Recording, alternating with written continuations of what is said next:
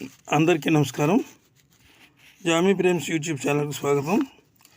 ఇప్పుడు మహాభారతం గురించి మనం ఒక విషయం తెలుసుకుందాం. మహాభారతం ఎప్పుడు జరిగింది, ఈ యుద్ధం ఎలాంటి యుద్ధం అంటే ఇందులో సామాన్య మానవులతో పాటు సాక్షాత్తు దేవుడే మధ్యలో ఉండి చేసిన యుద్ధం ఇది. కురుక్షేత్రంలో జరిగిన ఈ మహాయుద్ధం 18 రోజులు జరిగింది. ఈ యుద్ధంలో 100 మంది కౌరవులతో పాటు ధర్మవ్రతుడైన భీష్ముడు, దానశీలైన కర్ణుడు లాంటి మహావీరులందరూ చనిపోయారు.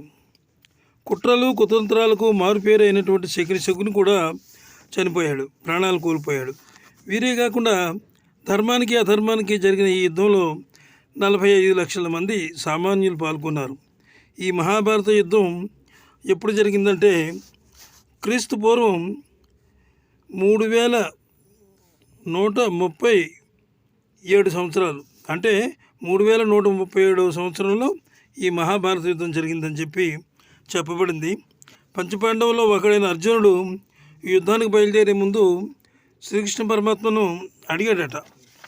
ఏమని అడిగాడంటే, అసలు ఈ యుద్ధం ఎందుకు చేయాలి, నేను దీనివల్ల ఉపయోగం ఏముంది, నాకు చేయాలని అనిపించడం లేదు అని రకంగా ఆయన అంటే, అప్పుడు ఆయనకు స్వామివారు భగవద్గీత బోధించారట.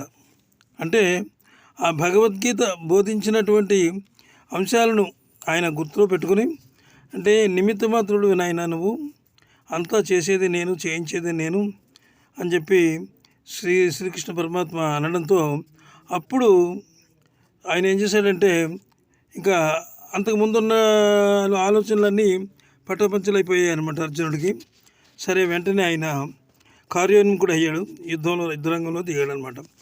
ఈ వీడియో మీకు నచ్చినట్లయితే ఒకసారి లైక్ ఇచ్చి సబ్స్క్రైబ్ చేసి మాకు సపోర్ట్ ఇవ్వండి. అలాగే కురుక్షేత్ర యుద్ధం గురించి చెప్పాలంటే చాలా ఉంది. ఇది ఒక చిన్న బిట్టు తీసుకొని మీకు నేను చెప్పాను. అయితే